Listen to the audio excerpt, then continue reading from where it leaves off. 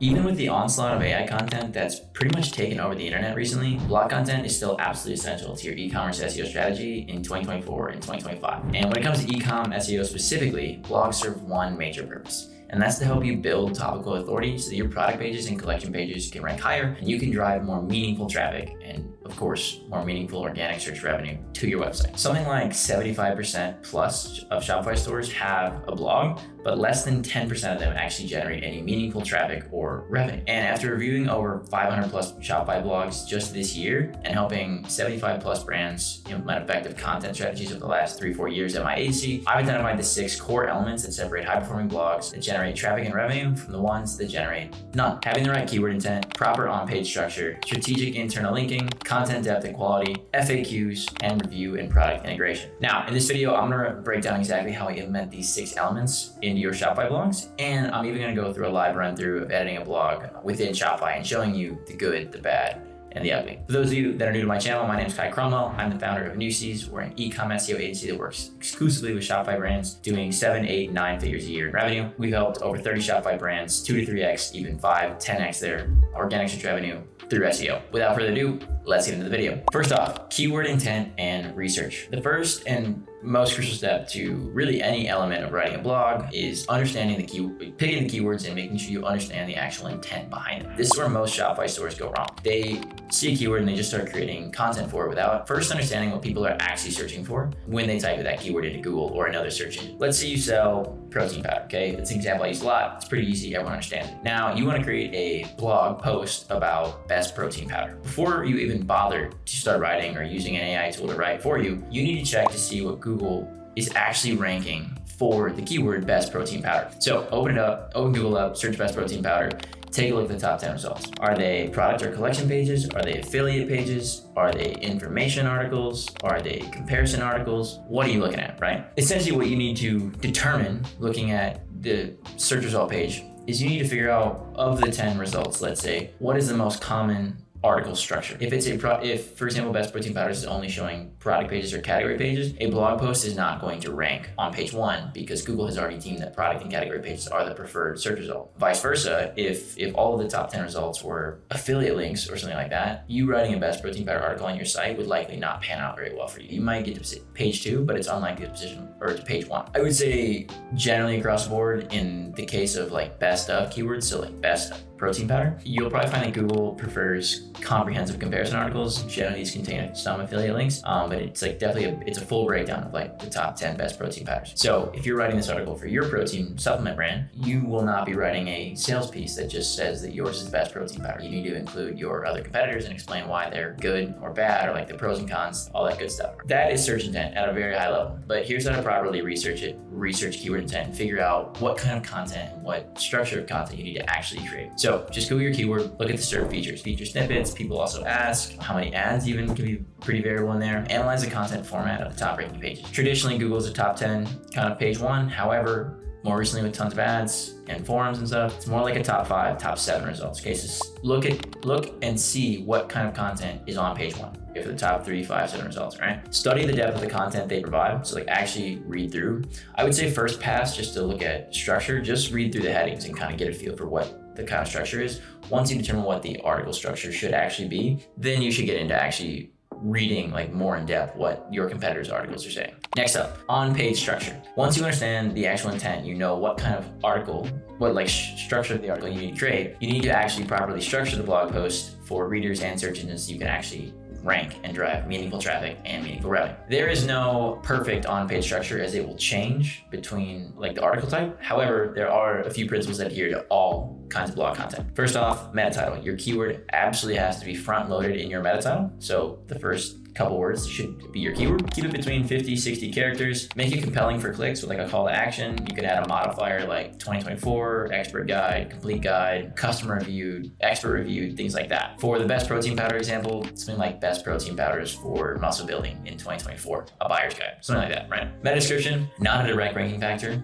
I have another video on that, but it is important and I would recommend you doing it, especially for a keyword of this kind of intent. Also, front load your main keyword. It'll get bolded if someone searches for it, which is obviously good. Keep it between 130 to 150 characters. Write it like an ad to drive clicks, so short, to the point, call to action. Make sure you highlight any unique value props like free shipping. In the protein example case, like, how many grams of protein, how many calories, all those are really valuable, right? Your title /H1, obviously the title of your page. Again, front load your main keyword. You can make it a little bit different from your title tag or from your meta title, excuse me. I would say the meta title should be a little bit more clickbaity, click driven, and the title H1 can be a little bit like just kind of the keyword as itself. I'd say a bit more generic, if you will, but it should be natural and readable. And then subheadings, so your H2s, H3s, and H4s. Structure the content logically. You should look at your competitors for inspiration on how to do this, figuring out which order the information should be presented in and how it should be presented, right? H2s, H3s, or H4s, maybe there's bullet points, maybe there's tables, all that kind of stuff. You should use variants of your keyword within the subheadings, and you should break up the content for readability, obviously, with these headings, subheadings, and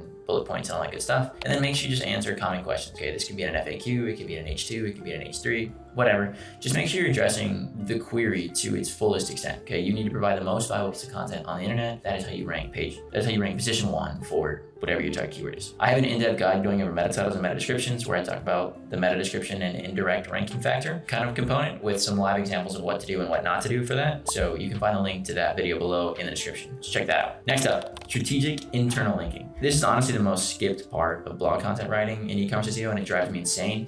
It is probably the most important thing I'm going to say in this entire video, so pay attention. Internal linking serves 3 distinct purposes, okay? First, it helps search engines understand your site structure, but I really like to think of as internal linking dictates what search engines perceive of your site structure. You're not helping them understand it, you're telling them how to understand. It passes link equity to your important pages, so your product pages, your collection pages, and it helps guide readers to relevant products and collections. I have a full guide on internal linking on my channel, so make sure you check that out. But here is kind of a brief run through on how to implement internal linking effectively when writing blog content for your e-com SEO store.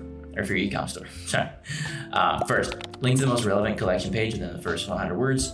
If you don't have collections and you're like a 1 or 2 product store, you'll link to your product page instead. Next up, add 2 to 3 links to related blog posts within the same content cluster. Okay, so if I'm writing about the best protein powders, maybe I have other blogs that are titled, how protein powder is made, or, plant-based versus whey protein powder, or casein versus whey protein powder, something like that, right? Those would be relevant links for people looking for the best protein powders. Use descriptive anchor text that includes keywords. I see a lot of people use branded anchors on their website. You can do this, it's fine, but you really, people are already on your website. They know what brand they're looking at. So I would leverage non-branded anchors that are going to help you rank higher for non-branded keywords, which is ultimately going to make you more money for people who are not yet familiar with your brand, which is really the whole function of SEO. Same thing with anchors. Don't use something generic like click here or shop now. If you have a button embedded in your blog, fine. But for an anchor, you should use something descriptive, okay? It should tell the user, it should indicate to the user roughly what kind of page you're going to end up on. Next up, content depth and quality. You can use AI to write blog content. Google is not going to penalize you directly for using AI. However, you should be aware that AI content is only going to provide you surface level content. In any competitive niche, which nowadays seems like most e-commerce niches, you're going to have to provide more value than simply what the AI can provide you. Okay, you need to provide expert value on top of that, like deeper commentary on whatever topic you're covering, so that you can stand out from the crowd. If you're using AI and your other 9 competitors using AI, none of you are going to stand out. You're going to have to go build way more links in order to do that. So you need to make sure your content is the best content for that keyword on the internet. That is how you rank position 1. The best content is obviously subjective. However, at a very high level, here's what you should be thinking about including, okay? A compelling hook. If they don't like the first 2 or 3 sentences, they're not gonna bother reading past anything further. So if you don't have a good hook, the next 1,500 words don't matter. Full, comprehensive, as in-depth coverage of the main topic as you can possibly kind of fathom within a reasonable amount of time. You're not writing a 20-page research paper, you're writing a 1,000 to 2,000 word blog post, okay? My general rule of thumb is if you don't understand the topic that well, or you think maybe 1 sentence is too vague, write another sentence to clarify your point, okay? It should be very clear and very easy to understand. If you're going to use images, charts, or infographics, don't waste them. You don't need to have 5 images, 5 stock images in your blog. But if you've got a helpful chart or graph or whatever, sure, use that. It makes sense. Expert insights and unique perspectives. If you're owning a brand, it's likely that you are an expert within your niche, okay? So you can add commentary from yourself, from your teammates, from other people in your niche. If you're an SEO agency, you can create quotes, or like a freelancer, you can create quotes like manufacture them effectively from your client. It's totally fine. That could be a real quote they said. Real data and statistics were relevant. This is super, super important, especially I think now more than ever, people are obviously questioning things. So you need data to support whatever point you're making. In the case of protein powder, I would need medical journals, health studies, any peer-reviewed studies that would be supporting my claim. I would need to have those in order to make the claims I'm making. Otherwise, people have no reason to trust me. And also, like, as you link to health studies and stuff, like Google now associates your website with those sites. And obviously those sites are very authoritative. So by association, you have now accrued some level of authority. Practical examples and use cases. For the protein example, bodybuilders, people losing weight. I'm sure there's more. I just can't think of any right now. But like, you can make analogies and like showcase how these things actually work in life. So those are kind of high level things, right? They're obviously great content will vary between keyword and between niche, but that is kind of the high level stuff. It's not just about length. Like you shouldn't just think like, oh, I wrote 1,500 words, I'm done now. It's gotta be good. If that means writing an extra 500 words or 1,000 words, like that's what it means. Every paragraph and every sentence needs to serve a purpose. No fat on your blog. Next up, FAQs. FAQ sections are super underrated, and honestly, they're a layup for writing blog content. They're so easy. You can easily add a couple hundred words to your blog, just adding them, and you can write them with AI. Pretty straightforward.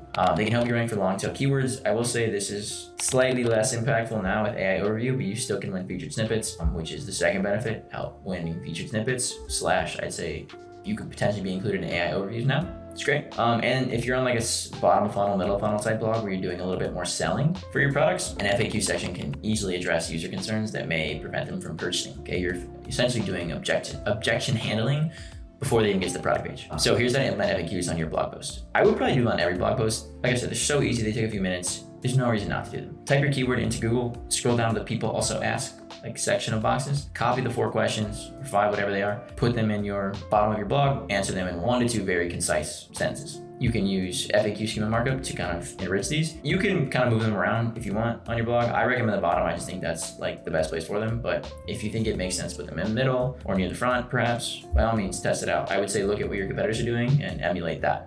6, review and product integration. So you will not always be selling in your blog content, okay? You should know that blog content has a outrageously low conversion rate comparatively to a product page or a collection page, right? But to the same end, like blog content is not always meant to be transactional. It's very often meant to be informational. So a top of funnel blog, for example, like what is the best protein, or what is protein powder? Someone searching what is protein powder is not ready to buy. They're just becoming aware of protein powder and they're trying to figure out what it is. Maybe they're weeks away from purchasing protein powder, or days, or maybe even hours, but they're not ready to purchase right now. So there's no point in trying to make them jump from, or I guess fall from the top of the funnel to the bottom of the funnel. Okay, so you don't need to be selling so much in top of funnel blog content. Now, when you get into like the middle of the funnel, so like a good example would be like whey protein powder versus casein protein powder, or whey versus plant-based protein powder. You can do more selling in that, especially if you sell whey protein, for example, right? Because they are now problem aware and they're probably solution aware if they're at this versus point. But now they're just wondering, okay, should I get whey or should I get casein? And if you sell whey, you can make a valid argument that they should do it. And it would make sense to then, after you've made your argument, to then insert your product, kind of like, hey, here you go. That makes sense to offer a product. Now on the bottom of funnel blog content, like best protein powder, you're straight up selling, right? Like that is the case. Obviously you have to talk about your competitors as well. But when it comes to your product, you are selling. Here's how to do it effectively. Include a comparison table of your products. So for protein, like a nutrition label, a comparison of like my macronutrient, like my protein powder's macronutrients versus my competitors. I would include different color / design variations of each product. So like different product SKU images. And then if you're integrating like with a product within the Shopify blog itself, there's a few apps that do this, or you can custom code it for sure. Make sure you have a clear CTA with a button, shop here, buy now. Like I said, you can use generic call to actions here because a button link is technically different than an in-content anchor. Different type of link means they're not functioning the same within your SEO system. Now, I'm gonna go over a blog article that I wrote for a brand I launched in college myself. And I have one of these blogs that's actually still doing quite well. So let me pull it up. All right, so this is a blog I wrote, I think like 2 or 3 years ago now. I launched this brand in college and I don't actually sell anything on this brand anymore, but it's kind of like a ocean conservation, surf inspired type brand, organic clothing kind of the deal, all right? I grew up in the Great Lake region, the Midwest near Indiana. I grew up surfing the Great Lakes. This is like kind of my domain of expertise. Because I launched brand in college, it was a bit more local. Yes, I said ocean conservation, but we were also doing Great Lakes conservation as well. So this blog, me trying to target surfers in my area, that was kind of the flow of logic for creating this blog, okay? So I wrote this blog 2 years ago. It's about surfing the Great Lakes, a spot and gear guide. It currently gets SEMrush gets 170 organic visits a month, okay? And I wrote it a bit ago. It looks like it just got traction this year though, all right? Now, let's show you what it looks like in Shopify. I wanted to rank for surfing Great Lakes. That was my goal, okay? Now, surfing the Great Lakes, my keyword is the very first sentence, okay? That's important. You'll also notice in the title, the H1, surfing the Great Lakes, also there. Down here in Shopify, they call it page title. This is technically the SEO, the meta title, excuse me. So surfing the Great Lakes, a spot and gear guide, okay? You'll notice the meta title is slightly different from my, or it's actually the same as the H1 page title, okay? It could be different, okay? I could go like a spot and gear guide for 2024, and that would be fine, or 2025, right? Meta description, I could have probably front-loaded my target keyword a little bit closer here. I have it at the end, but in any case, then I have it in the URL as well, Great Lake Surfing, okay? Now, on the blog. So I have it in the first sentence. I also have it mentioned again here. The kind of age-old question that I get asked all the time is, can you even surf in the Great Lakes?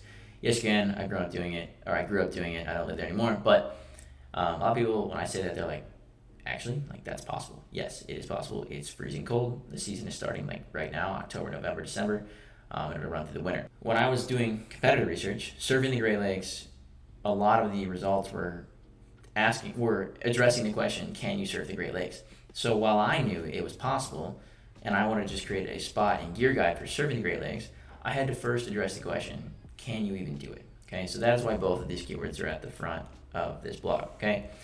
I answered the question right away. Yes, you can surf the Great Lakes. I give it a bit of background history.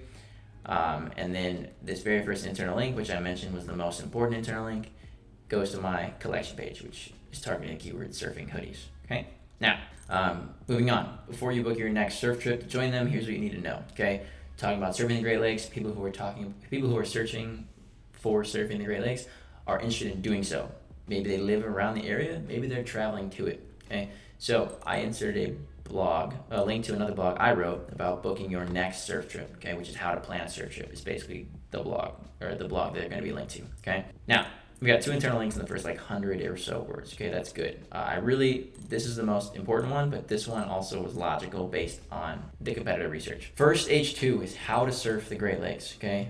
Surfing the Great Lakes is the target keyword. It is also mentioned here with a how-to guide, okay? Now, I have an H3 for how it works, when is the best time to go, and another image, okay? All these images from my buddy on Instagram, okay?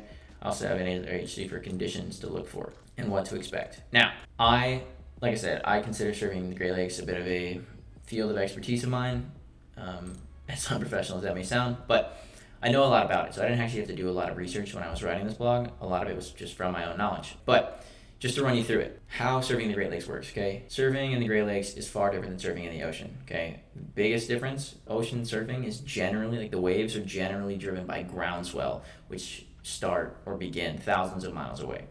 Lakes are substantially smaller, obviously, even the Great Lakes. A lot of those waves are driven by wind swell. So in the ocean, where a wave period, or the amount of time between 2 waves breaking, or really just 2 waves, not just necessarily breaking, generally in the ocean it's 10 plus seconds, 10 or more seconds. In the Great Lakes, you're lucky if you can see a 10-second period. It's usually much shorter. It's usually 5 to 7, 5 to 8 seconds on a really good day. On a smaller day, 3 to 4 seconds. So the wind is the cause of that short period. Surfing in the Great Lakes is harder in that regard because you have less time between waves. So less time to duck dive, less time to prepare, tons of other factors. Again, I just explained all of that to you right now. I also addressed all of it in my blog. All of that is valuable information to someone learning how to surf. It may seem like overkill. I also know for a fact if I were to go try and write this blog with AI, there is a good to fair chance that AI would never have addressed these points, which are extremely valuable to someone who is interested in this particular query, okay?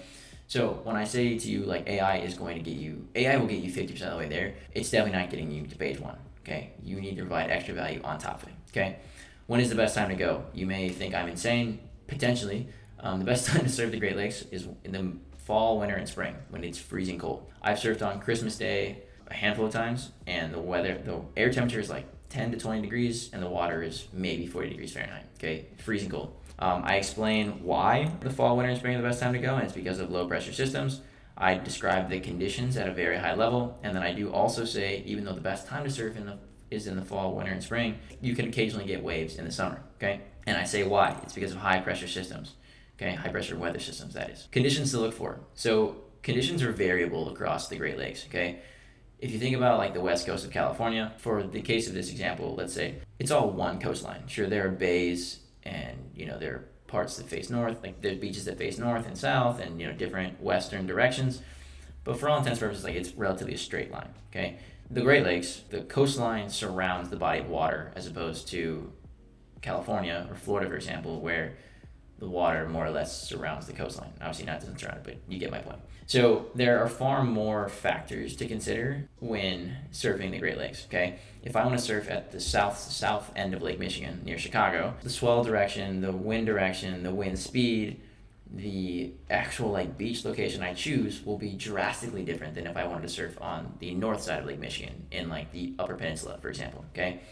Wind would have to be coming from completely opposite directions. Swell direction would be completely opposite, okay? If I'm able to surf on the south end of Lake Michigan, that means at the exact same time, I'm not able to surf on the north side of the lake because that's just the way the wind swell works, okay?